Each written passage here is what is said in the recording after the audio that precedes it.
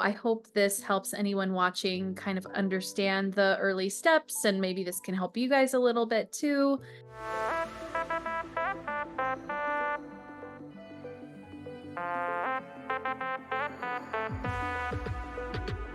Kiera was interested in my program, and she actually just signed up recently.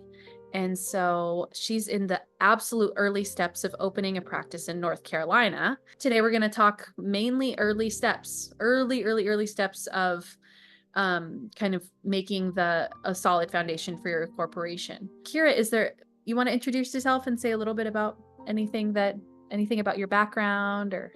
Sure. I am a doctorally prepared family nurse practitioner, and I'm in the second to last semester of my psychiatric mental health NP program. I always knew I wanted to go into entrepreneurship at some point in my career. So I do already have my articles of corporation. I was just waiting to take the leap, and then I found Alicia on Instagram, and I did some soft stalking, and I went on her website and I watched some of her videos and some of her collaborations with other nurse practitioners. I did meet up with Kaylin. Is she your marketing assistant? Yeah, she's my marketing assistant. Yeah. I met up with Kaylin. Kaylin spoke with me for an hour about everything Rooted had to offer. And I said, if not now, then when? And so that is when I took the leap. I made sure that I had, like, it was just approachable, appropriate, financially appropriate. Everything worked out how it was supposed to. And I'm very excited to be here. Yay. Good.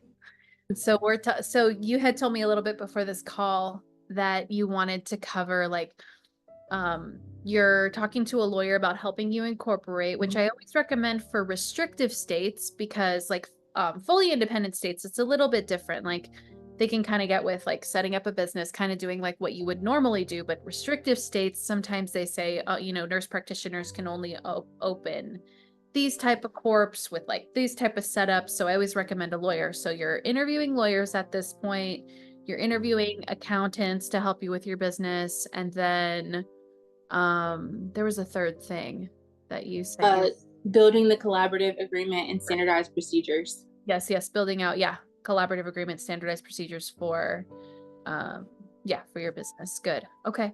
So what questions, I guess we'll start with the lawyer.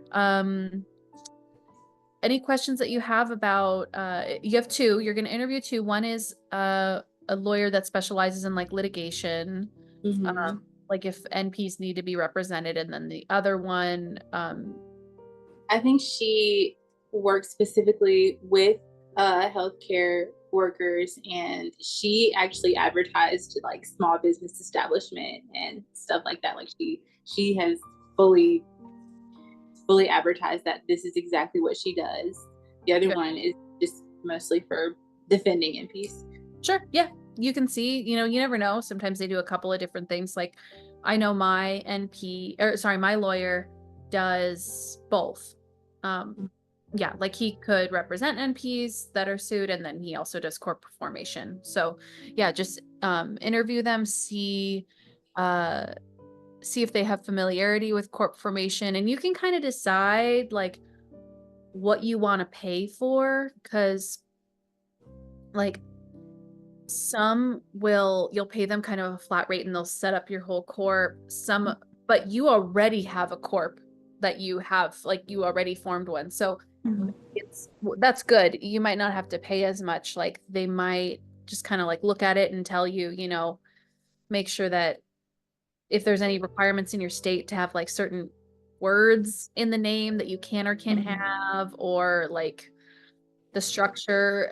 I don't know if this is a North Carolina thing, or if this is true in North Carolina, it's true in California. There's like a difference between a nursing corp and a medical corp. So it's good. You'll have a lawyer look at just make sure like you're compliant with like the corporation you already have. Make sure that that's compliant with North Carolina law, and then they'll probably help you with your physician agreements. Okay. So, in my program, I share my agreements and the standardized procedures. Standardized procedures is true in California. I think the North Carolina member said you guys don't have standardized procedures. Is it just Mm-mm. you just need a collaborative physician? Just a collaborative physician in the agreement. And I wanted to know, like, should I have a rough draft when I sit down with the lawyer?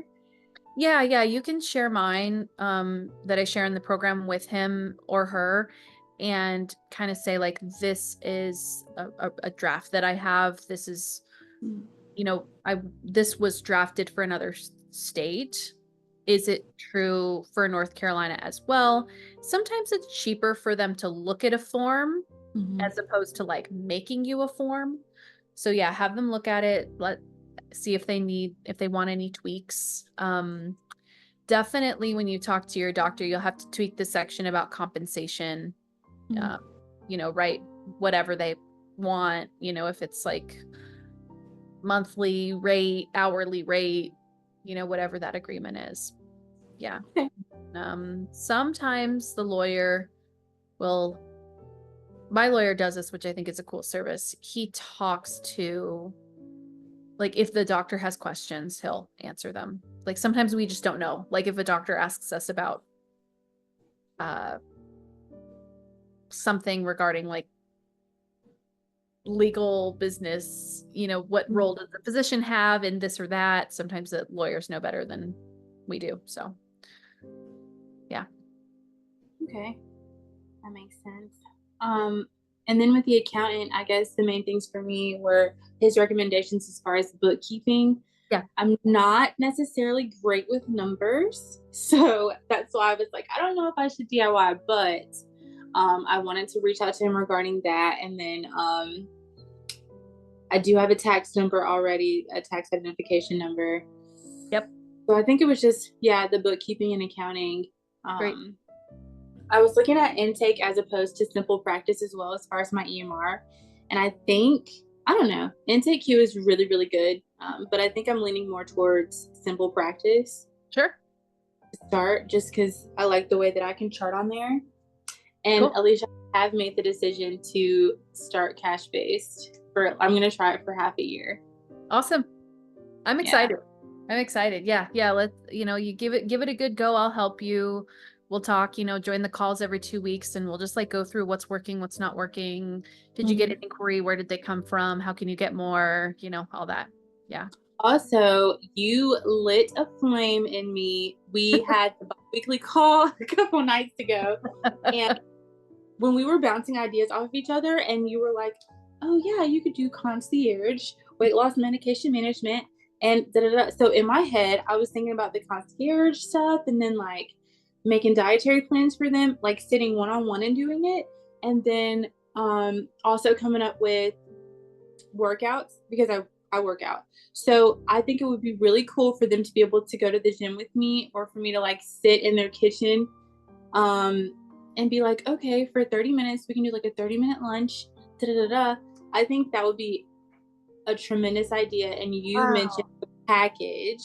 Yeah. And so I think if I spent time with them, like just a one-time thing as far as the meal prep and the gym workouts, but like a one-time thing where I show them workouts, I show them dietary modifications to make in the kitchen and offer the medically supervised weight loss as far as the injections and maybe pills.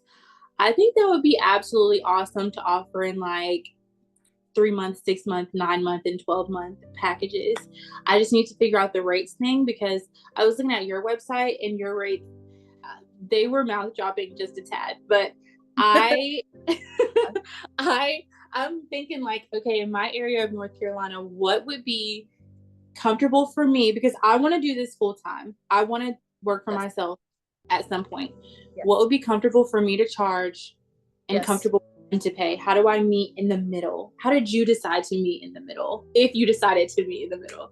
Well, yeah, for sure. For sure. Yeah, I can definitely answer that. So I didn't really have a lot of guidance when I started. So I chose to be like the cheapest in like the area. That was not a good idea.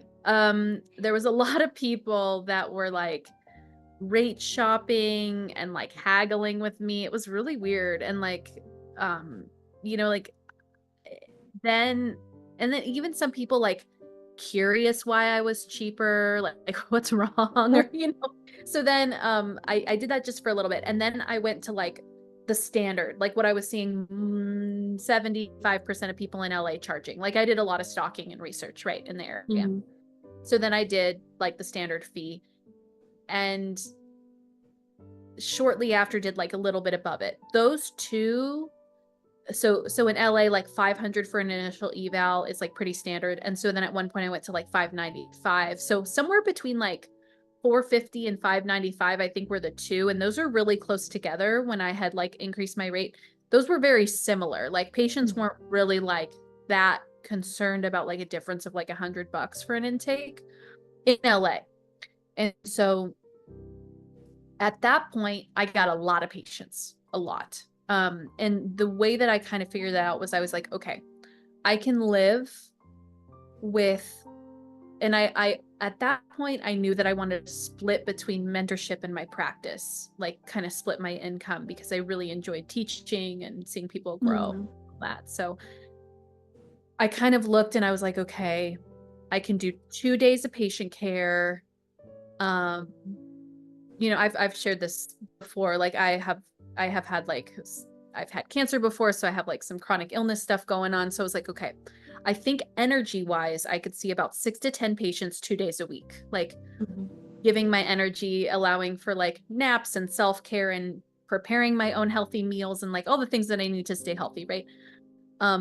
So that was my number, like 6 to 10, 2 days a week. And so I kind of did that calculation, and then that was reasonable for about like the price of LA, right? So then I started getting more and more patients, more and more patients. And then at some point I was like, okay, I don't want to get more patients that fast. So I said, okay, I'm going to go to a high rate for my area for Los Angeles. So it's going to slow down the number of patients, but the people that come in the door, it's okay if it's slower, because then the people that come in the door, it'll be less, but I'll be paid more, like, if that makes sense. So I kind of was doing this like balance thing. And then I put my sliding scale rate at my old rate. That's like technically still a livable rate. So then I could allow for several sliding scale spots that were like kind of the typical LA rate, and then a higher standard rate, if that makes sense. It does. Yeah, that's how I did it. And That's then amazing. I like well, how you were able to kind of make it fit you and your yeah, lifestyle, what yeah, you had going on. Really important to me, and that's like one of my biggest motivations for entrepreneurship, as well as time freedom and financial freedom. yeah, yeah. I was like, I energy wise, I can't, because I'm still recovering and stuff. I'm like, I can't see 20 people a day. Like I can't even, like, energy wise, it's not even possible for me. And so I was like, okay, how do I get paid a daily rate that I can live off of? And then, you know, and it's like this balancing, because then my mentorship program was growing. So I was always kind of like doing this kind of thing. Now I'm at a good spot, like I consistently see 6 to 10 people a day, 2 days a week, sometimes more, sometimes less. It's more when I have a new intake, but I really only see one new patient a month, maybe at this point. Okay.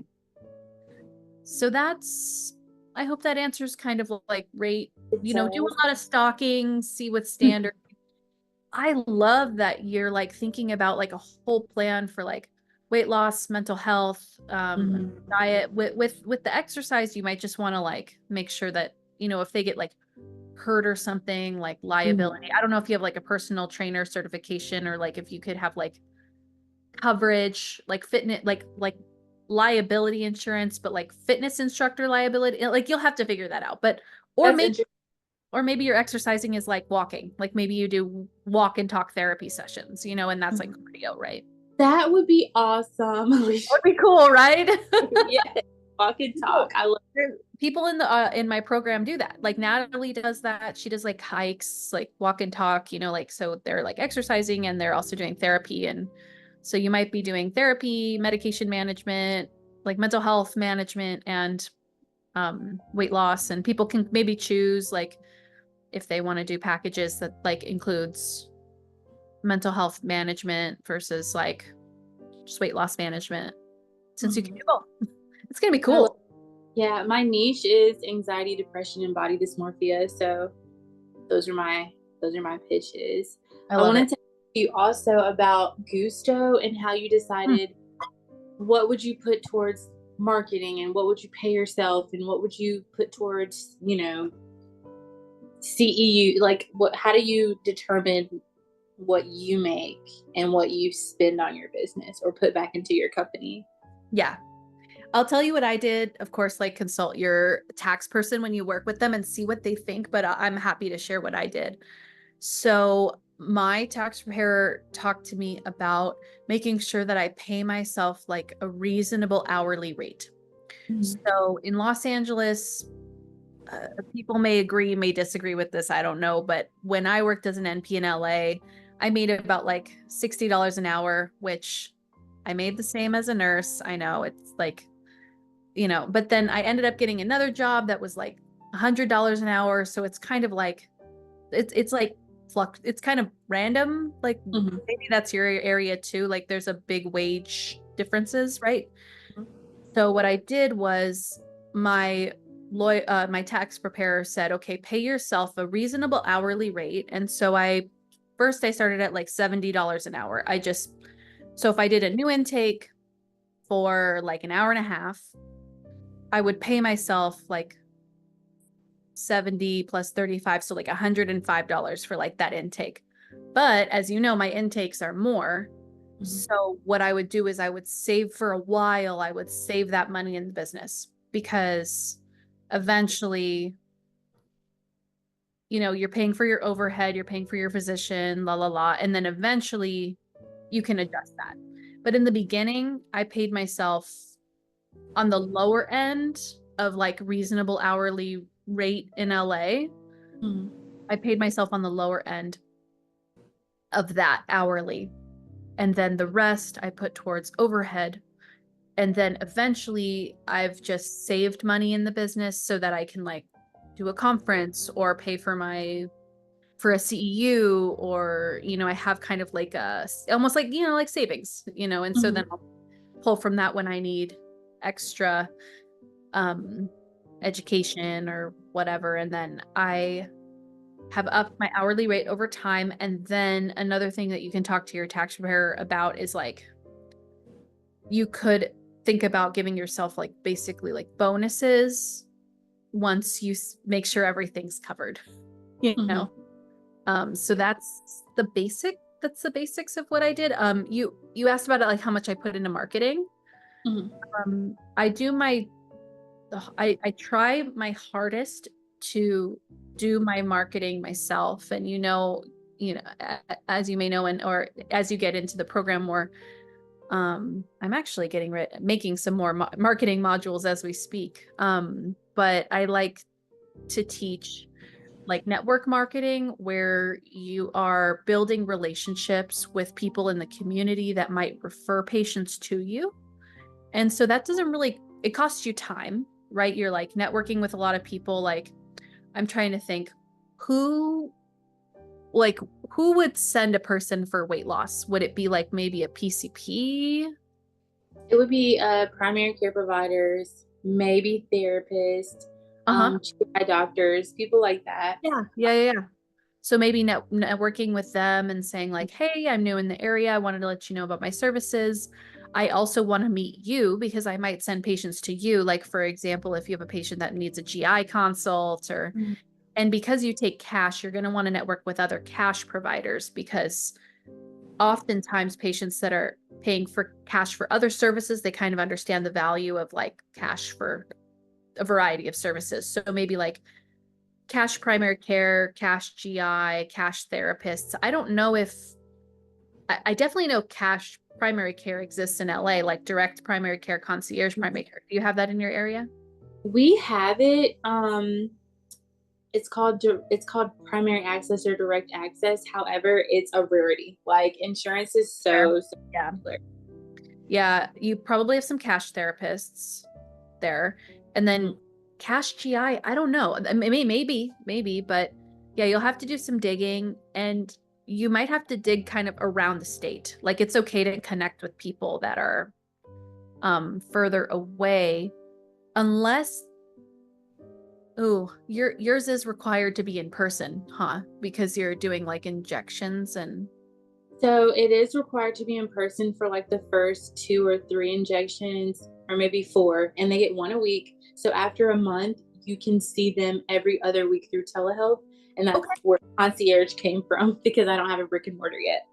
Yeah, so okay, that makes sense. So people might travel for the first couple weeks, even like Mhm. if you kind of widen your radius. So it'll take some research on your part. So I think doing a lot of, and I mean, who you might even network with like uh weight loss groups in the area. Yeah, weight loss groups in the area, like Facebook groups, like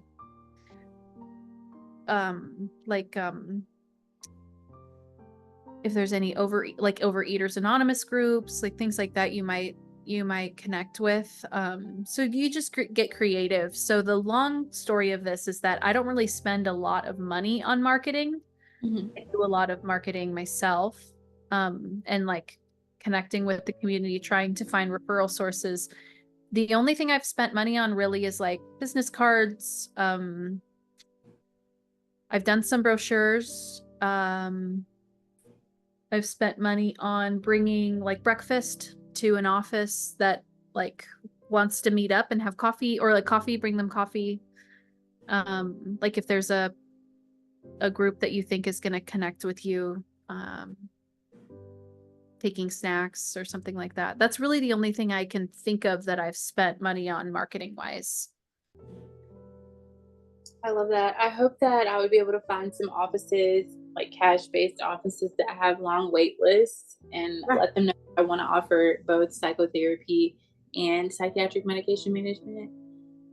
Because I'm very, very interested in that. And then like, I really think the practice would be, it would have to like two. Well, I know it's going to be split between, depression, anxiety, medically managing that, the weight loss, and then also I wanted to offer low acuity medical visits, Yeah. like pink eye and ear infections and UTIs and yeast infections. Yeah. So people don't have to go to like an urgent care and wait all day. So I'm still finding out like the legalities behind that. Like if I would need, a sample of something to be able to prescribe fluconazole. So, Right. Right.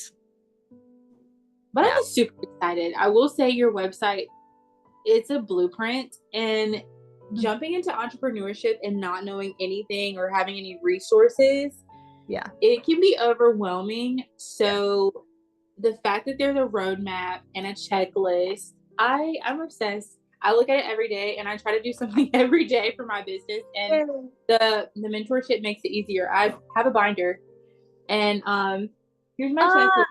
you printed it. That's awesome. I Yes. love that. You're And so organized. absolutely. And I've been checking off, I've made 3 checkpoints, and I'm super excited. When I get deeper into like building my website and finalizing my collaborative agreement, that's when I'm going to make announcements in the Share Your Wins thing. Yes. But I look at it every day and just make sure I'm doing something every day to get where I want to be. I don't Yeah. want to like lose myself in putting it together, because, working full time and doing this too, you can get a little lost in it. So I'm holding myself accountable, and I just appreciate Rooted so much for like giving me light at the end of a tunnel, Yeah. because that's exactly what this program is. Like, I feel like I can do this. Also, you're a very real person. You're very genuine and like authentic, and that makes a lot of a difference as well. I'm glad that's important to me because I just want to like try to be as honest as possible and like tell people like open up my business and show like what it is. And I don't want to, yeah, I don't want to be like, I want to be inspiring but like realistic. Mhm. Like you can do it. I think like if you want to do it, you can do it, but you gotta put in the work. But which is like you have no, like you're ready. You're like I feel like you're really well set up for entrepreneurship because you're just like so you're ready to put in some hard work to have a really like wonderful business down the road. I'm excited. I'm super motivated. The only thing that's slowing me down really is NP school, psych NP school and clinical. Like Yeah. if I have that in my way, taking 2 days of my week up, I really feel like I would be a little bit further than I am, but I'm happy with the pace. I'm happy with the biweekly phone calls. I'm happy that you're so like approachable and resourceful. And I feel like you're in reach. Like I don't feel like, oh, if I reach out to Alicia, it's gonna take her weeks to return my emails or Yeah. I really love that. I appreciate that so much. Yeah, you're welcome. Yeah, you can always reach out to me. I'm there, and yeah, if you ever want like any feedback, I'll look at your website, whatever you need help with, you can reach me. Yeah, Awesome. Remind me, so you said 2 semesters away. So are you done in December? I am. December 13th will be my last day of class. All right, we're counting down the days.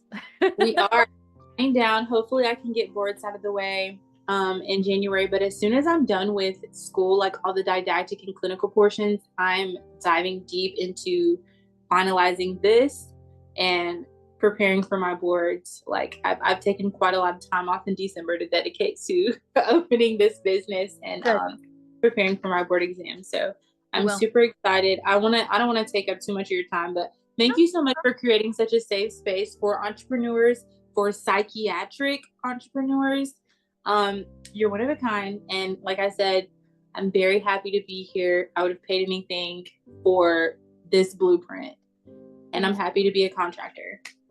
Yes, I'm thrilled. I'm thrilled to help you. I'm thrilled to see how you grow. Like I could just see it. I'm so excited and thank you for all of your kind words. This just makes my day and it just makes me feel so happy to help you.